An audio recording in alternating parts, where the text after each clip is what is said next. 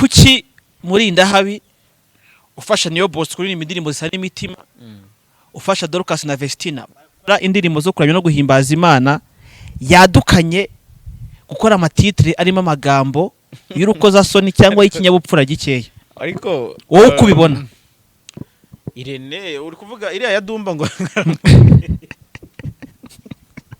anyway Irene Mbonyi nakubwiye nti yavuganye n'umuyobozi wa Gisubizo yego cyangwa umwe mu bayobozi sibyo kujye gupresiza umuyobozi ataba umukuru umwe mu bafite ijambo agaze tukoma nkuru muri Gisubizo amubwira ko nahagera amubwira yego akamwinjiza Mbonyi kuki yaje ku muryango Elianne akaba ari muri proti tayo ubwoba proti komeye cyane nabonye abantu komeye cyane kuko abantu benshi barabikora bakidekarara nyine tu kugira ngo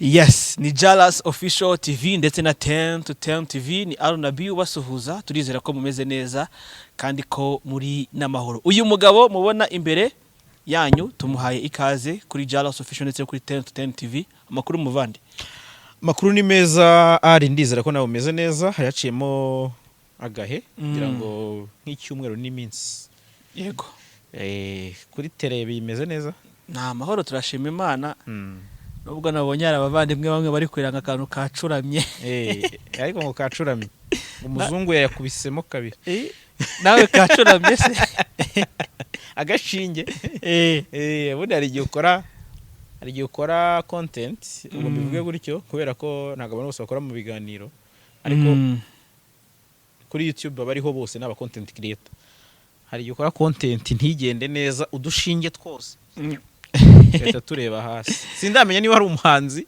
ushobora gusohora indirimbo udushinge tukareba hasi nabo barahari base babura so tuguhaye ikaze rero uyu munsi turaganira ku bintu bitandukanye mu tuntu n'utundi amakuru y'imyidagaduro ndetse n'ubwino uyu muvandimwe afite uyu muntu ariko se angize umuntu w'ubwino tugiye kuganira ku makuru y'imyidagaduro urubwino so ikaze mu kiganiro rero JALAS ngira ngo uri umwe mu bantu bakurikirana cyane imbuga nkoranyambaga cyane sinzi niba umaze iminsi ukurikirana umuvandimwe Mulindahabi kasha makoti kaduhera aho ngaho uragira ngo bantuke koko nago bagutuka bara abantu bafite abafana mani bakomeye nago bagutuka iyo bakozeho comment yaba nziza yaba mbi baragutuka bakwita intera hamwe bakwita iki hari abantu batavugwa hahaye kaduhere kuri icyo ngicyo washakaga kuki abafana babo abantu bameze uko nguko baba donc nabaheza nguni nyine umufana w'umuheza nguni ntabwo ujye ubona umureyo uri kuvuga ngo mwatwibye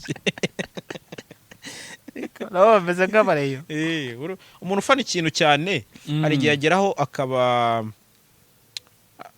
bikarenga gufana bikaba nka diction ku buryo donc kumuvuga gukora nka comment gukora compliment itari nziza ku muntu we ashobora guhita yumva ewana bimushishe ku buryo se uvuze ko nyir'urwo yapfuye aba ari wowe wamwishe koko oya bushize neza kubivuga aho ndavuga nti showbiz uburyo iteyemo yose yego apana ni yacu mu Rwanda biragoye ko haba makuru hatarimo abantu bayavugwamo yego so hari ikiganiro Mulindahabi harutse gukora cya Bruce Melody yandika titre tarishimwe cyangwa abantu benshi batunguwe nayo hari n'ikindi kimaze umunsi umwe yakoze cya Dumba n'abahanzi afasha nacyo akoresha amagambo atishimye cyangwa atari kwishimirwa n'abakurikirana inkuru n'ibiganiro bya Mulindahabi kuki wabibwiwe n'iki ko batishimye comment okay yeah comment zo umuntu yazishingiraho comment uri umuntu yanditse ngo Mulindahabi bandika ibintu bizima apana ibintu nk'ibi ngibi afite ahashingiye yego kuki Mulindahabi ufasha niyo boss kuri indirimbo zisa n'imitima ufasha Dorcas na Vestina bara indirimbo zo kuramya no guhimbaza Imana yadukanye gukora amatitre arimo amagambo y'urukoza soni cyangwa y'ikinyabupfura gikeya ariko wowe kubibona Irene uri kuvuga iriya ya Dumba ngo anyway Irene twarabanyeho na mbere yego Irene ntajenjeka first of all Mhm. Irene nta jenjeka, Irene nta ni wa muntu ubwo se ndavuga arasa Ushatse kuvuga iki? kuvuga ngo gukora titre kwe Mm. bishobora kuzamo n'ubundi na ya character Mhm. yo kuba umuntu nyine utabishyiramo imiyaga niba koko ibyo bintu byabaye mu kiganiro Mhm. akabipresiza Mhm. ahubwo wenda ubwo abafana bashobora kuba batunguwe ariko kuri ntuza se yajyaga zikora kuri The Choice. eh Arega The Choice nyine. The Choice na MIE Empire none se ni Irene wa The Choice na Irene wa MIE baratandukanye. batandukaniye ku mabrand Yego. Koko hamwe yari umukozi ahandi ni CEO and founder and journalist. biragoye kwanariza umuntu mukora ibintu bimwe ngo utekereze impamvu gusa ku kijyanye n'amatayito Mhm. ntabwo twese aba YouTuber ntabwo turi shyashya kuri tayito Yego. ariko urumva nka Irene bishobora kuba umwihariko bitewe na audience Mhm. sibyo Yego. audience y'abakurikira MIE Mm. ishobora gusanga atari abantu kuko ugiye kugendera kuri ibyo naze no gukora tayito uza Inde. sura umuvandimwe Manibu Eh. ariko ewa nabaga nta kinyi Eh. akora agiye kuri nyine urumva we aroroshya ni umuntu ukora n'ibintu cyane bishingiye ku makomedi cyane Mm. ariko yakoze tayito Mhm. ntabonye ya fofo na zumba ngo muri iyi minwa Kuki nyine Mulindahabi abafana batangiye kureklama ko Mulindahabi ari gutandukira kubera iki?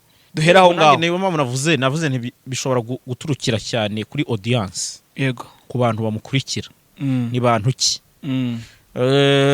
ubu hari umuntu na hostinga umuntu akabona donc ntabyakire neza Yego. ariko bitavuze ko uwo muntu atasanzwe anyura kuri iyi platform Mm.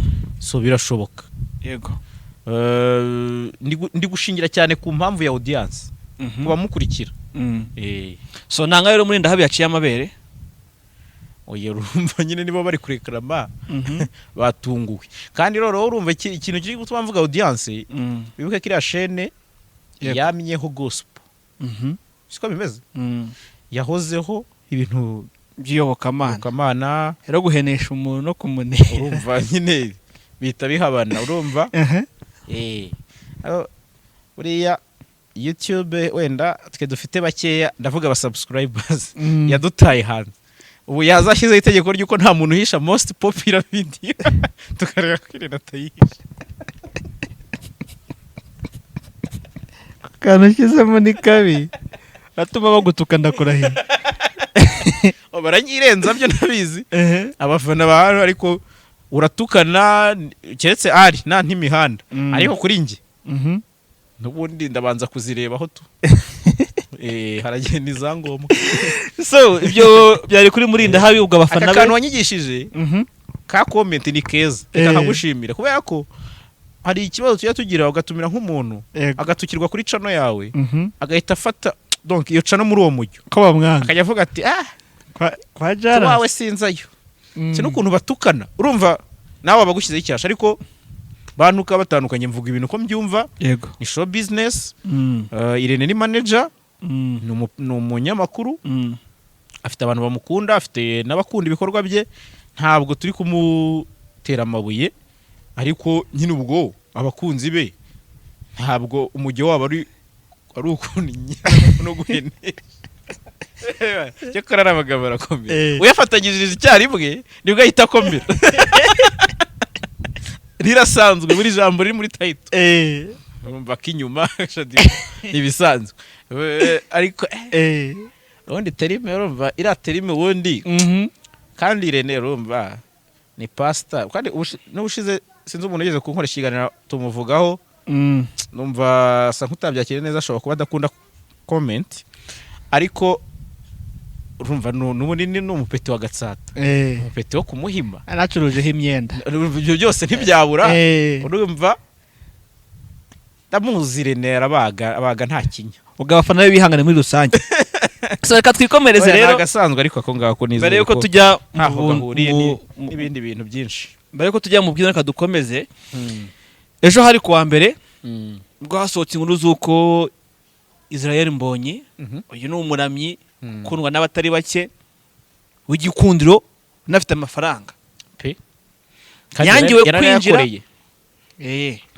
ko yangiwe kwinjira mu gitaramo cyari cyabaye ku cyumweru cya gisubizo kitwaga ngo Worship Legacy season ya 3 cyateguwe n'abarimo uyu tegura Imanga Janet n'umugabo we Frere. Kuba Mbonyi yarangiwe kwinjira mu gitaramo wabyakirute first of all? Twanabivuzeho kuri radio. Yego, twabivuzeho kuko natwe twarabimenye. First of all, ni miscommunication. Niko kuntu mbibona. How? Miscommunication ni ukurikije ibisobanuro byatanzwe. Mbonyi ageze ku muryango, umwe mu bakobwa bari muri protocol yamubwiye ko amuzi kandi yamukoreye protocol kandi ko yigeze no kumukoreraho, ariko ko atakwinjira mu gitaramo adafite invitation cyangwa itike. Mbonyi aramubwira ati ngewe navuganye n'umuntu umwe wo muri Gisubizo. Yego, Gisubizo yarimo guperforming. Yego, kandi nkuko bivuga hari abandi bantu bapatenarinze muri no event. So nshobora kuba navuga ngo nabibona mu mashusho abiri. Yego, Mbonyi Eida ashobora kuba yaraje hari ukuntu wenda bashobora kuba barigeze nko kumwaproachingaho. Birashoboka bigende neza. Ariko wenda akabwira nk'umwe mu bantu bo muri Gisubizo akavuga ati ariko nubwo bwose ntazaperforminga nzaza. Si bisanzwe se? Uwo nk'umuntu umuhanzi munini ashaka kuvuga ati event yawe sinzarimbamo ariko appearance yanjye Arevalere zongera kwizina n'ukuntu event yagenze. Bishoboka kuba harabaye nk'iyo deal nubwo wenda turi kubivuga nta na kimwe tuzi neza 100%. Yego, gishobora kuba cyarabiteye. Ariko ikindi gishoboka nyine urumva ushobora gusanga yaraje wenda erega nta kibuga kitabamo beef. Ushobora gusanga ataraguye mu maboko meza akagwa nk'ahantu cyangwa se wenda akaza muri iyo harimo abantu bitameze neza. Ntago twaba bakora gospel bivuga ko ari bashyashya ari ba miseke nta tuntu tubaho two kugongana. Ushobora gusanga aje umuntu akavuga ati Mbonye uramurezi wiyemera angaro kumusuzugura se ndahera aho ngaho kumusuzugura kuwese uhe erega kuvugira umva turi kuvuga bwose tuvuga ba nyiri gitaramo. Uretse nkubwira Mbonyi ni umuhanzi umaze kuba munini kandi ubikesha iyi gospel music ku buryo byoroshye kuza agatanga 20,000 niyo yari VIP. Uretse gato Jara,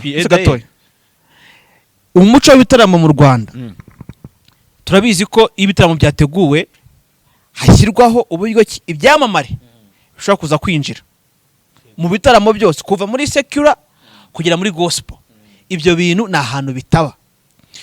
Kwangirwa ko Mbonyi yinjira so kumuharabika kugira ngo either bigaragare ko ayo mafaranga yagundira cyangwa ko no muri gospel hariyo iyo nkundura yo kuba abantu barwana bapfa amafaranga kandi bose ari abakozi b'Imana bakenerana isaha n'isaha.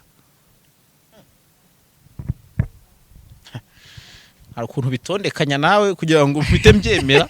Reka nkubwire kuko ngewe reka tujye mu buryo muri technicity tuba abantu nyine. Mbonyi nakubwiye nti yavuganye n'umuyobozi wa Gisubizo. Yego, cyangwa umwe mu bayobozi. Sibyo kujye gupresiza umuyobozi ataba umukuru. Umwe mu bafite ijambo agaze tukomongura muri Gisubizo. Amubwira ko nahagera amubwira akamwinjiza.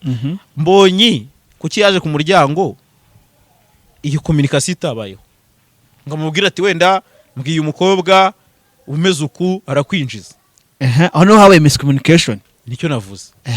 Kuvuga ngo yarasuzuguwe nibyo nakubwiye. Yego abanze kumwinjiza bamuzi ni kwigiza nkana. Kuko bari babizi ko Mbonyi afite icyo avuze kuri iyo event kuko kubona ifoto irimo Mbonyi n'inkuru regiriyongera. Yego, iki gitaramo cyari kirimo na Israel Mbonyi. Hari n'igihe usanga inkuru itrendinze cyangwa se y'uwo munsi kuri icyo gitaramo ibaye ya Israel Mbonyi mu buryo bumwe cyangwa ubundi. Ushobora gusanga tuhamenyesha riwe donc ntawamenye impamvu yaje. Iryo zina warurize si ukuvuga ngo wamwitiranyije wamwibeshyeho. Ako niko kantu mvuga ngo kafatwa nk'agasuzuguro ku mustar nka Mbonyi. Biragoye ko waba uri umuhanzi nka Mbonyi Kenisol gukora igitaramo Meddy nahaza ngo Meddy ngo nta gahunda dufitanye kantu shizemo bibaho se ntibibaho waba ugize n'Imana haje so muri gospel ntihabeho nyine bemere ko umusitari nubwo ari gospel be kumugira cheap yego bemere nyine ko yego ari gukorera Imana ariko afite n'izina ni brand yego big brand niyo mpamvu ushobora gusagara Mbonyi atarigeze ahamara iminota 5 cyangwa 10 kuko bivuga ko umuyobozi yagarutse Mbonyi yagiye kuko nyuma yaho Mbonyi yongeye kuboneka ahitwa muri Hope ni Jesus Ministries ni ku Gishushu urumva kuva CLA Nyarutarama kujya ku Gishushu n'ahantu hafi ubwo bivuze ko yahise afata plan B iyo saga yose yari imaze kuba cyangwa yari bunahanyure naho ariko anyuzaho ntago mbikeka yagiye ni CLA urabona iri kujya ku Gishushu abana RDB ubibona imbere yawe CLA ukata ibumoso bwawe Hope ni Jesus Ministries ukata iburyo bwawe ni umusaza so Mbonyi we n'abantu yasuzuguye kuko hari abajya bavuga ko Mbonyi akaba yarishyuye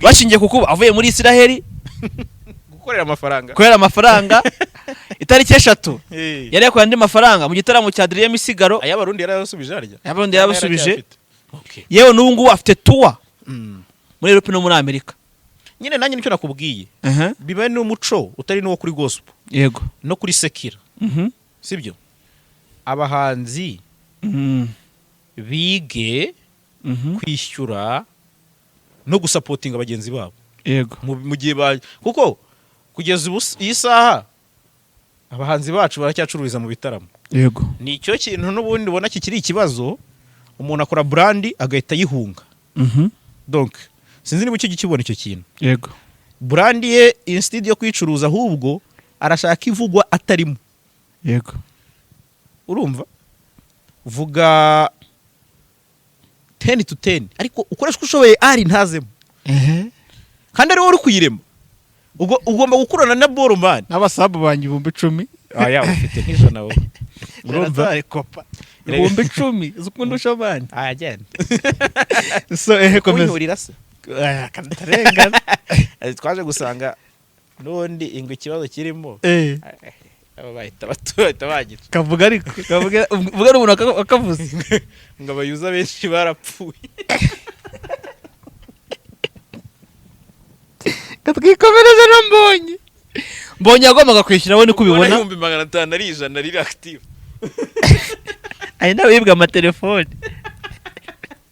kandi tuzagafatira igihe reka revene fuzi igihe Mbonyi agombaga kwishyura niko ubibona yashoboraga ntabwo yagombaga kuki se atagombaga kwishyura nyine yari afite option ntabwo yaje mu gitaramo yitumiye icyo tucyemeranye kuko iyo ntuzizamo yo kuvuga ngo yavuganye n'umuyobozi ugise batavuganye amubwira ati wanyinjije ngo iki kandi yari yavuze ko naho hamugeza mwinjije abonye bira kuye iyo miscommunication umuntu muravuganye uri umustar byibuze na invitation bayishyiraho ngaho bakavuga ati Israel Mbonyi araza kuza niyo ataza bra hari abastar uvuga uti tuvuge iyo ufite show irimo red carpet hari ukuntu uvuga uti aba bantu 100 baraza niyo haje 20 ntabwo bikuraho ko hari abandi 80 bari biteguwe ko bagomba kuza nta nubwo bahita bavuga ngo ubwo haje 20 ngo reka katuvana red carpet oya wamenye se ndari buze ryara nigeze event irangiye ntibaza se hari urono musi ko yagiye baza zirangiye so reka twinjire mu bwino rero ubwo ibyo tuye tubiretseho gatoya uramvugisha kabisa reka twinjire mu bwino abakurikirana mu Kinyarwanda baza umuhanzi witwa Platini Nemeye AOP zanye nawe ariko nawe ugenda ucengera nta gucengera na ugeze kuri Platini ibyo ugiye kuvuga nabimenya ariko nibikise ko babimenye yabyaye oya ntacyo ngo yongeye yubaka inzu okay mbaza numwe uyu ni umuhanzi wabaye mu rukundo igihe kirekire ndetse n'uru rukundo aza kuririmba mu ndirimbo ati ko wakonje yarabyemeye ko ari uko byavuzwe ariko burya ngo byavuzwe ko yavugaga sheri byongera kuvuga ko yavugaga TMC ngo umugani ugana kariho akari kariho nako kuba bari baramubenze bisangiye Platini samubenze cyangwa se bamukatiye buriya indese Platini Platini uwo mukobwa bivuga ko ntabwo yaririmbye byagenze neza. Uravuga Diane? yego Shari sinakubwiye muri ibyo ugiye kumbaza ubwo uzayemo Diane. ngaho mbwira rero Sawa mbwira ngaho mbaza icyo ushaka. bihagaze bite bya Diane Diane se ni icyamamare. Diane ntabwo ari icyamamare nuko yakundanye n'icyamamare ariko ubuzima bwe bw'urukundo bwagiye bumenyekana cyane kubera ko avuye mu rukundo na Platini byabaye ngombwa ko hanamenyekana suite y'ibindi suite. So ngira ngo nyuma yo kwita Nemeye urabizi ko yayise Nemeye Diane. wa mukobwa yenda bizi kuri ayije Ubundi twingabire Diane. yego Ariko yayise Nemeye Diane. Kuri FB niba ari ayije. ayije narabibonye ko kuri ayije So rero urabizi ko haje kuzamo umutipe witwa Rutayisire Feston. yego Siko yitwa wo muri Amerika. Ni nawe watumye bya Platini bihombanya. Platini turamusuje baba. Ari mu bantu bakurikira amakuru cyane ndabizi ko ibi bintu azabireba. Wabikuye wabikuye uranyicaje urambwira ngo tugiye kuvuga ngo kuri showbiz ngira ngo ni trapish kabiri ngira ngo tugiye kuvuga kuri Kigali Fiesta oye ko ama event yaje none ahubwo tugiye gukora Diane wa Platini ntabwo bimeze neza impamvu mbizanye izi mbuga nkoranyambaga abantu bakeneye kumenya amakuru y'ibintu byaba byarabaye kamenya noneho naho byahereye buriya kuko bijya nabyo bigira pouvoir mu kuntu kandi bikanasigira isomo bamwe na bamwe kuko urumva ushobora kwirukanyira German Shepherd byumva kandi hari iyi usize umusega wo mu Rwanda hari inyarwanda reka tubyite inyarwanda mw'aba bantu batazavuga ngo twatukanye urabyumva bikarangira nabi Diane ata Platini akurikiye wa muhungu ni we wari washyizeho tatuye cyangwa ni Platini wari yashyizeho ariko ako kantu urakazi nakora ngo ndi kubakurura neza ariko akantu ka tatu urakazi ikindi kintu kizwi ku makuru yabo nuko bizwi ko Diane yishyuriye kaminuza Platini se iyo nkuru yaravuzwe cyane usibye ko nyine ibyo byaranarangiye Platini ni umugabo wubatse amakuru ahari yego ni wowe yambajije bivugwa ko yego Diane wahoze akundana na Platini nyuma akaza kumubenga akikundana n'uwitwa Rutayisire Feston bivugwa ko kugeza iyi saha nawe yabenzwe Diane nawe yabenzwe n'uwo Rutayisire uwo Rutayisire akaba yifitiye n'ubukwe n'umukobwa wo mu Bugesera ku itariki 30 z'uku kwezi ndabivuze ubwo uzajya kubukavarenga amakwezi ibintu byawe so ubwo rero ibya Platini nuko tubizo none se kuki nawe ntujye umbanira gute se akantu k'agakuru nimenyeye uhita ushaka ko abanyarwanda ariko bazagera babifata uko ariko ni show business ni amakuru anajyana bimenyereka ngo wirukira ugusiga no gusanga wirukira ugusiga ugasiga ugusanga nuko byagerekeye n'umukobwa wacu Diane reka tumwihanganishe tujye mu bintu n'ibindi Diane wa Platini uziko ariko yamamaye yego ko yamamaye hari inkuru uyu munsi rero zivugwa kuri Elianne niyo nagira sinzi nimba wazibonye zivuga ko yishyuwe amafaranga kugira ngo asebye leta y'u Rwanda cyangwa asebye u Rwanda iyo sheke kayica ndetse n'uwamuhaye amafaranga akamurega muri RIB wiki ibyo ni ibikimene iyo ni kubyumva yishyuwe amafaranga ahabwa sheke kugira ngo asebye u Rwanda urabizi ko yagiye kuvuriza umwana mu Bubiligi yego imyaka irenda kuba hafi 2 hari umuntu w'inyangarwanda tubivuga uko cyangwa se utavuga rumwe na leta y'u Rwanda wamuhaye amafaranga yego kugira asebye leta y'u Rwanda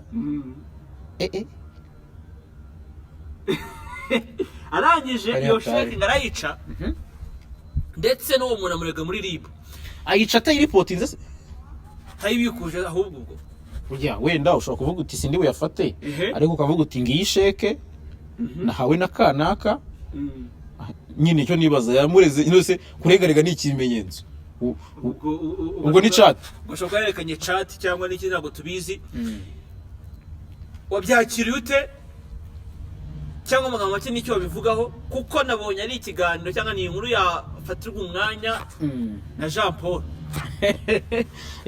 ubwo ahubwo ndi bumwegere tubiganireho ofete birashoboka ubwo atari mu Rwanda umuntu ashobora kumnyura akavuga ati wenda ujye uvuga ari kumvikana cyangwa se ufite ukuntu ufite connection mu bitangazamakuru byo mu Rwanda bikorera imbere mu gihugu ushobora kuvugamo amagambo wenda atari meza ariko se abanyamakuru bo nta yabayobya se keretse ari ukuvuga ngo azabinyuza ku mbuga nkoranyambaga ze wenda cyangwa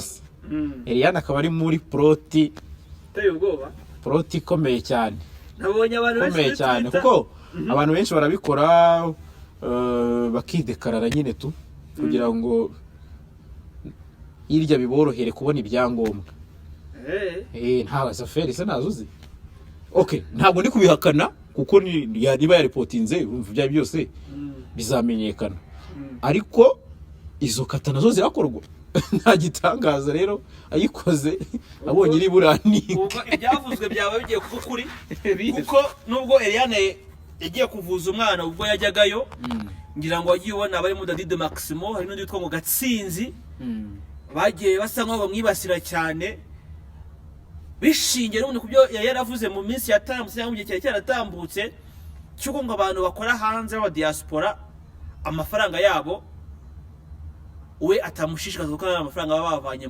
mu mirimo idashinga abantu bavuga ko yabikomoje kuba agiye i Burayi byazarangira agumyeyo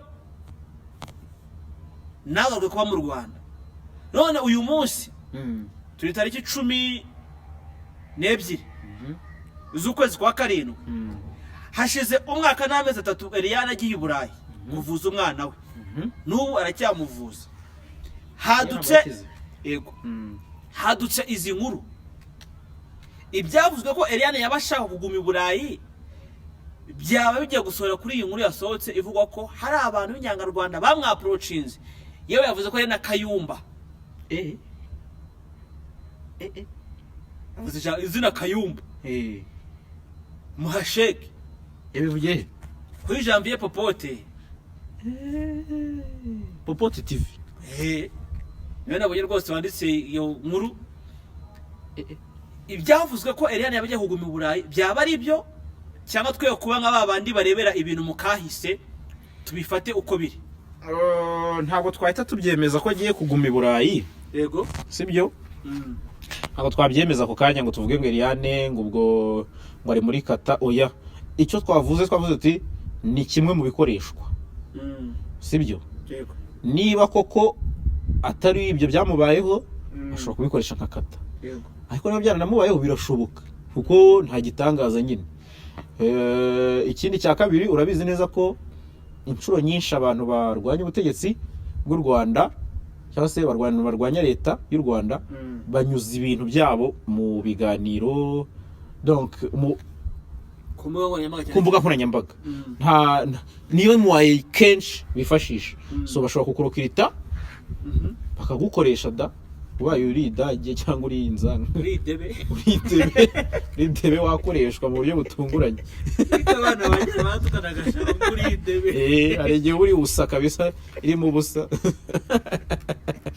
ubura gato ngo mu mbona so reka dusoze ku bitaramo n'ubundi ni showbiz Refrapish concert ya kabiri igiye kuba hari gahinde bambwiye ni iyi Kigali Fiesta hari igitaramo cya The Ben eko muri iyi mundura y'ibitaramo hari na Bianca Fashion kabiri gusa urumva bite dose na ama weekend akurikirana ino weekend harimo Trapish ikurikira harimo Kigali Fiesta ikurikira urumva zaba twageze kwa munani urumva nizo zose harimo na za shows abakizi Daniel nabo barahari festival hari gusa bubu ntajya squata cyane buriya na Kigali Fiesta ye nakunze line up natumwe Ishkevini na mutekereza ko yazama ariko urumva afite Trapish kabiri ikindi cya kabiri nawe asa witurije ukuntu ntabwo akiri kubuminga cyane, akiri umuriro. Ahubwo wenda hari abapeti batari gutekerezwaho nka Okama, abantu nka Okama ubona ko ari umupeti urimo neza ariko utarabona umwanya neza, ariko buriya ni igihe cye kitaragera. Umuntu nzi ujya ukora shuwa neza ku bintu by'ibitaramo wa mbere ni Mushyoma Joseph Bubu. So urabona uvuze Inyarwanda turi kugana hehe mu mboneze, kuko wanatugaye ibitaramo mu bihe byatambutse ushaka kukira hanze. Urumwe mu bantu batumaga abamanager bahomba kubera gusaba umuhanzi se. Mfasha rwose kabwa na Burudogo tufasha ndi mu Gatsata. Oya, hari izo ni show bita mu nkokora. Izo ngizo zo uzijyamo umuhanzi nawe mubiziranyeho. Kawa ati afishe ntisohoke nzaza. Baguha avance uyibike uzayamaturiyo. Nawe ntubumwizeye kuko yagutenguha nta kiba kibigaragaza. Izo ni nkokora ntago zikibaho cyane, ariko icyo ndi kuvuga show business ni nini. Abanyamuziki ni igice kimwe kiyigize. Biryoshye kubera ko abahanzi nawe bivuze ubushize bafite iyo respect. Donc ubu biroroshye kumuhanza kubwira ati n'ubutampa miliyoni byihorere. Mbere ariko abahanzi bicaga amasoko amadiru, ukaba ufite abaraperi babiri bari kuri standard zimwe, umwe yaguciye senkisa undi akavuga ati rimpe nijana niburiye y'inzu. Urumva utwo tuntu twose dusa nk'utwavuyeho ku buryo ubona ko umuziki wacu nta gihindutse. Ushobora kugira akazoza keza kubera ko ubona ko ntawe dusubira inyuma, dutera imbere ugereranyije. Niko kuntu nge nabivuga. Hari akantu nanebye kukubaza n'ubwo rwose mbona amasaha n'ikirere kudutwara.